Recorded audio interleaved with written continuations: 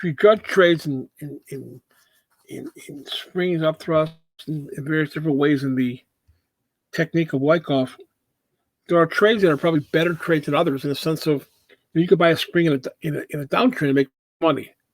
But what would be the ideal Wyckoff trade or the most secure Wyckoff trade that we have? And I want to share that with you today.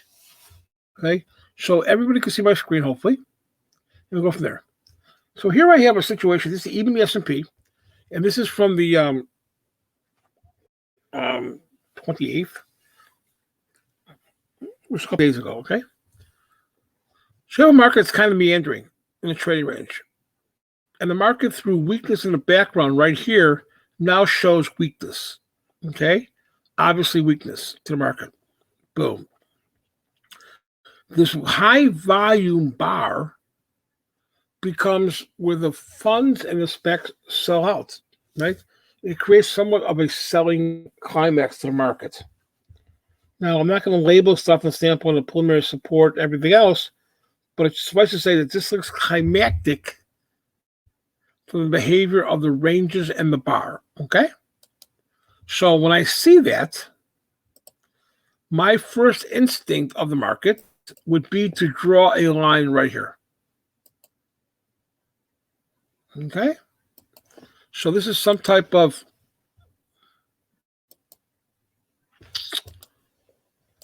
bad thing. This is some type of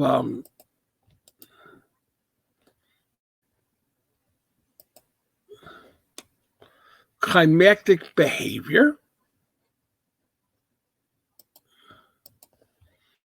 Notice the volume. So the reason why the volume came in so greatly is because when you took off these lows, the market, the longs puked out of the longs. So what I'm going to do now is to draw my line against the supply line. Obviously, this bar would fit that scenario. Okay? I now recognize the fact that the market then had some type of reaction to the upside. And the market then goes across from here. Pretty obvious, pretty simple stuff. What happens when a market goes into this long liquidation or whatever, right? The long liquidation or short cover, whatever, it forms the left-hand side of the trading range, going to the right-hand side. So this begins the volatility. The left-hand side begins cause. The market then goes sideways. We know that this is phase B, phase C, what all those things, you get your retest and everything else. To us, they're not important. It's a trading range, right? So this forms our trading range. Very typical stuff. Nothing that anybody who's not a Wyckoff follower would be a situation to where, great question, right? It's building that spacing we talk about, right? There's nothing here. So I'm looking for a market that either has reverse absorption, supply to sell it, or absorption to buy it, right? I'm looking for some type of edge. Okay, volume is very benign. Overnight, volume is very benign. And I see this bar right here. It's a very important bar to a Wyckoff student. To a novice, it's not much. But to you, it's very important. The ability of the market to rally is good. But where did it stop? It stopped perfectly where it should have. So this is a volume bar. It's a stopping action volume bar. A stopping action volume bar. Depending upon what the CM wants to do, either a shakeout to go higher or any action to go lower, the next several bars, 8 bars, 10 bars, whatever, will tell us. What happens? The market immediately, this is not a sign of strength, right? The market immediately starts to absorb or short cover. But I still don't know, right? I still don't know. What's this bar right here? What's that bar right there? That's your sign of strength. A jump over the creek, demand overtook supply, This is your sign of strength. It's your sign of strength. Okay? That's the sign of strength. What is Wyckoff's best trade in the market? It's either buying a retest of the jump over the creek, then the LPS, right?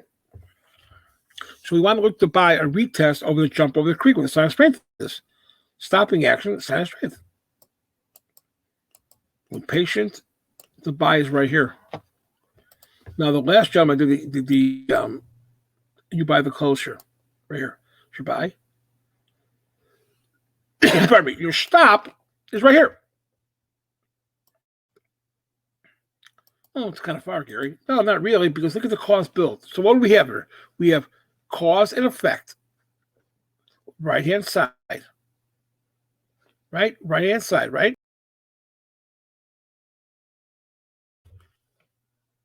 We have a change of possible character. Probe. We have absorption. Still, we have no trade. Right-hand side, we have our sign of strength. No doubt a sign of strength. Person, well, Gary, it closed weekly. It doesn't matter. The fact the market held the integrity of the market. This is your trade. That's a result of a simple jump over the creek trade. Classical Wyckoff trade. There is nothing, there's very few charts that are more classical than this one. So when they talk about secondary tests and springs that make new lows and the Wyckoff paradigm of the retest that makes new lows and the springs and everything else, this shows none of that. Back to here. The secondary test make only about 30% of the range left. Nothing. But you as a bar by bar and tape reader recognize this is some type of, oh, my ears went up. This looks like reverse absorption, but I'm not going to buy that. It's not proven yet.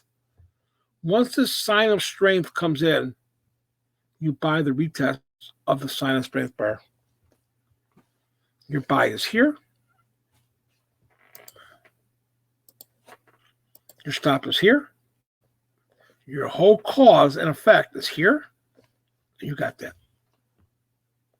It's a classical chart of a change behavior to the downside, climactic, repair the damage, no edges here, even though you spring up, there's no edge, change of character, but we don't know if it's going to make new lows because there's supply coming here. Absorption, somebody bought the market here, absorption. Boom. That's the anatomy of a trade to the upside in the Wyckoff classical trade of the jump over the creek trade.